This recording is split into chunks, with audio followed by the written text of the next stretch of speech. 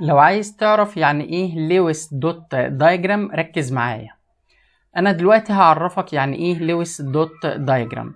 في راجل او عالم اسمه لويس قال انا علشان اعمل كيميكال رياكشن فانا فاهم ان اللي بيقوم بده هو الالكترونز اللي موجوده في الاوتر شيل اللي هي الفالنس الكترونز، فانا هعبر عن الفالنس الكترونز دي بدوت او نقطة او اكس او اي علامة علشان ابقى عارف الدنيا ماشية ازاي.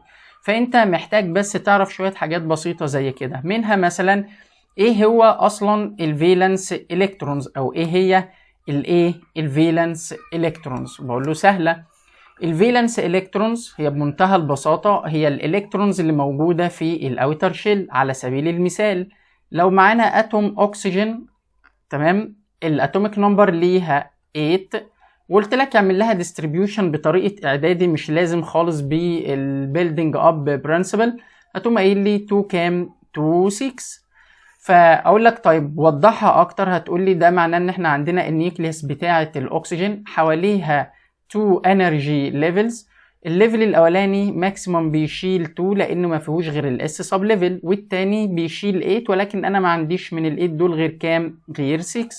فلما اجي اسالك واقول لك إيه الستة الكترونز اللي موجودين دول ايه، قال لك دول اللي بنسميهم فالنس الكترونز، والليفل اللي موجود فيه الفالنس الكترونز بنسميه فالنس شيل. يبقى كده احنا وضحنا نقطة بسيطة خالص اظن اغلبنا يعرفها، وهي الفالنس الكترونز والفالنس شيل. الراجل لويس بقى اللي معانا فوق دوت قالك انا هعبر عن الفالنس الكترونز الستة بتوع الاكسجين دول بايه؟ دوت، نقطة، هرصهم كده حوالين مين؟ حوالين الاكسجين اتوم. بقول له طيب الطريقة بتاعتك هتعملها على ايه النهاردة؟ هعملها بس على الريبريزنتيف elements اللي هم elements مين؟ ايوه كده، الاس بلوك والبي بلوك.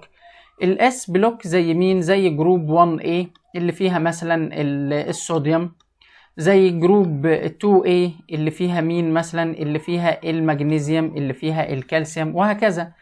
اما بلوكس البي او البي بلوك دي اللي هتلاقي فيها جروبس مين بقى؟ ايوه كده، عد معايا، جروبس 3A 4A معاك لحد ما توصل لمين؟ لجروب 7A.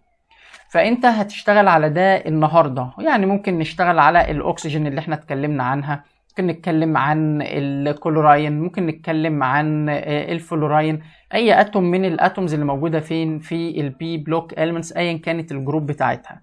فنوضح بقى اكتر الراجل لويس عمل ده ازاي. قال يعني حاجه بسيطه خالص، احنا هنعتبر ان احنا عندنا اتوم اكس، هسميها ايه؟ اتوم اكس، ماشي؟ ادي اتوم اكس كبيره اهي علشان تبقى شايفها. الاتوم اكس حواليها 4 اماكن انت متاح ليك تتحرك فيهم. المكان الاولاني وهو اللي على يمينها هنا او على يميننا، والمكان اللي على شمالنا، والمكان اللي تحت الاكس، والمكان اللي فوق مين؟ اللي فوق الاكس. دول الفور بوزيشنز اللي انت متاح ليك توزع الفالنس الكترونز فيها.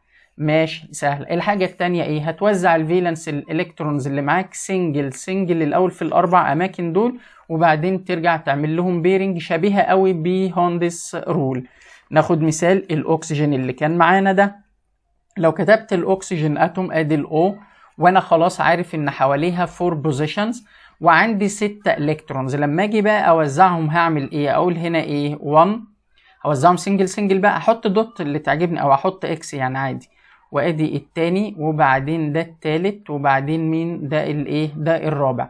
هيتبقى معايا من الستة الكترونز الفالنس بتوع مين؟ بتوع الاكسجين 2. ترجع تعمل بيرنج عند الاتنين اللي يعجبوك، ممكن اللي فوق وممكن اللي ايه؟ اللي تحت. وبكده انت تبقى وزعت ال6 الكترونز الفالنس حوالين الاكسجين اتوم بمنتهى البساطة. طيب لو هنقول اتوم تانية مثلا زي الكلوراين، ادي الكلوراين Cl. طيب الكلوراين لما تيجي تعمل لها ديستريبيوشن، الCl هعملها لك تحت اهي، ادي الCl الاتوميك نمبر كام؟ 17. هتعمل لها ديستريبيوشن تبقى 2 8 كام؟